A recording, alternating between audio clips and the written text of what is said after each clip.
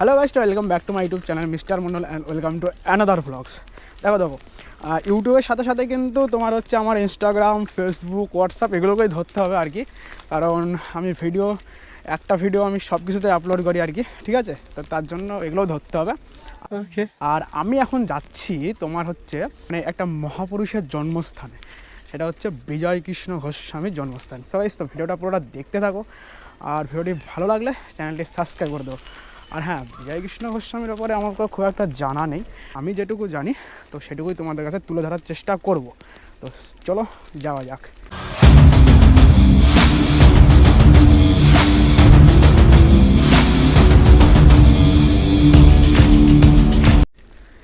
So দেখো, আমি যেটুকু জানি বলতে তোমার হচ্ছে সকাল থেকে আমি যেটুকু শুনে আসছি, মানে এর আগেও আমি যেটুকু শুনেছিলাম তোমার হচ্ছে এখানেই নাকি তার জন্মস্থান, ঠিক আছে?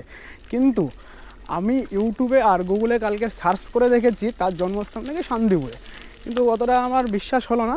কিন্তু এখানকার মানুষ বলে নাকি এখানেই তার জন্মস্থান, ঠিক আছে?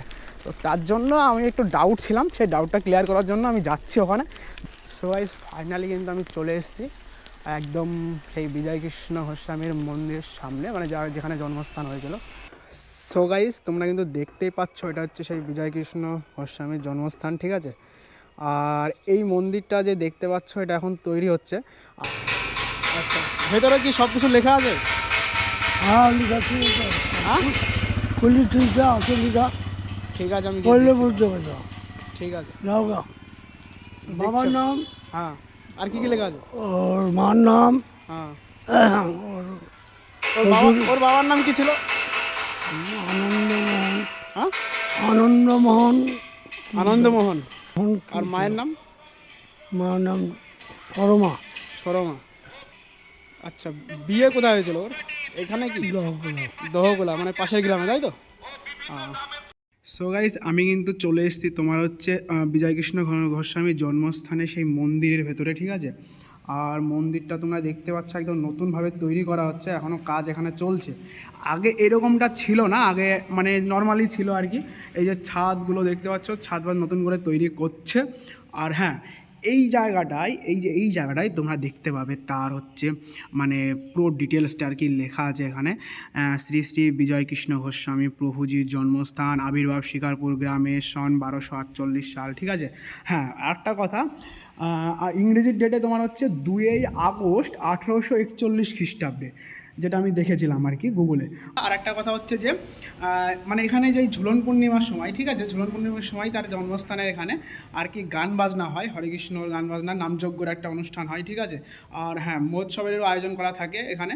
আর এই অনুষ্ঠানটা দেয় হচ্ছে পুরীতে তার শিষ্যরা আছে, সেই শিষ্যরা এখানে এসে এই নামযজ্ঞের সময় এসে, ঝুলনযাত্রার সময় এসে এখানে তার অনুষ্ঠানটা করে আর কি। আর এই সাইডটাও দেখো কাজ চলছে, ভেতরের দিকটা। এই যে মন্দিরটা তোমরা দেখতে পাচ্ছ, এই মন্দির হচ্ছে বিজয় কৃষ্ণ ঠাকুরের একটা মূর্তি বসানো হবে ভেতরটাই। আর হ্যাঁ, এই জায়গাটায় তোমরা দেখতে পাবে, এই জায়গাটায় তোমাদের হচ্ছে তার পত্নীর সম্বন্ধে কিছু লেখা আছে। যে পত্নী পরমারাধ্য জগমায়া দেবী, জন্মস্থান 1259 সাল ভাদ্র মাসের কৃষ্ণ দ্বাদশীর সময়। আর হ্যাঁ, তার শ্বশুরবাড়ি কিন্তু এই পাশের গ্রামেই, শ্বশুরবাড়ি যে লেখাও আছে ওখানে, প্রভুজি ও শ্বশুর শ্রীযুক্তা রামচন্দ্র ভাদুরী, শাশুড়ি শ্রীযুক্তা মুক্তকেশী দেবী, ঠিক আছে? আর নিবাস দেখো দহগোলা জেলার নদিয়া, মানে ওই জায়গাটার নাম, গ্রামটার নাম হচ্ছে দহগোলা, এগুলো পুরোটাই লেখা আছে। আর হ্যাঁ, বিবাহ যেদিন হয়েছিল সেই ডেটটাও লেখা আছে 1265 সাল। তো এটাই ছিল তার জন্মস্থান। সো গাইস, তো আমি এখানে এসে যেটুকু জানতে পারলাম ভেতরে ঢুকে, মানে মন্দিরের ভেতরে ঢুকে, বিজয় কৃষ্ণ গোস্বামীর জন্ম এখানে, বিবাহ এখানে পাশের গ্রামে আর কি। আর যেটুকু জানতে পারলাম সেটা হচ্ছে মৃত্যুটা কিন্তু এখানে হয়নি, মৃত্যুটা হয়েছিল হচ্ছে তোমার পুরীতে। আর সেই পুরীর ওখানে তোমার যে বিজয় কৃষ্ণ গোস্বামীর শিষ্যরা আছে, সেই শিষ্যরা এখানে এসে, শিকারপুর গ্রামে এসে তার এখানে একটা নামযজ্ঞের অনুষ্ঠান করে, মহোৎসবের অনুষ্ঠান করে, ঠিক আছে? মহোৎসবের আয়োজন করে। আর সেটা হয় তোমার হচ্ছে ঝুলন যাত্রার সময় আর কি, ঠিক আছে? তো সো গাইস, তো আমি এটুকুই জানি আর কি বিজয় কৃষ্ণ গোস্বামীর ব্যাপারে, আর এর থেকে আমি বেশি কিছু জানি না। সো ভিডিওটা যদি ভালো লাগে থাকে চ্যানেলটি সাবস্ক্রাইব করো, আর লাইক কমেন্ট শেয়ার করো।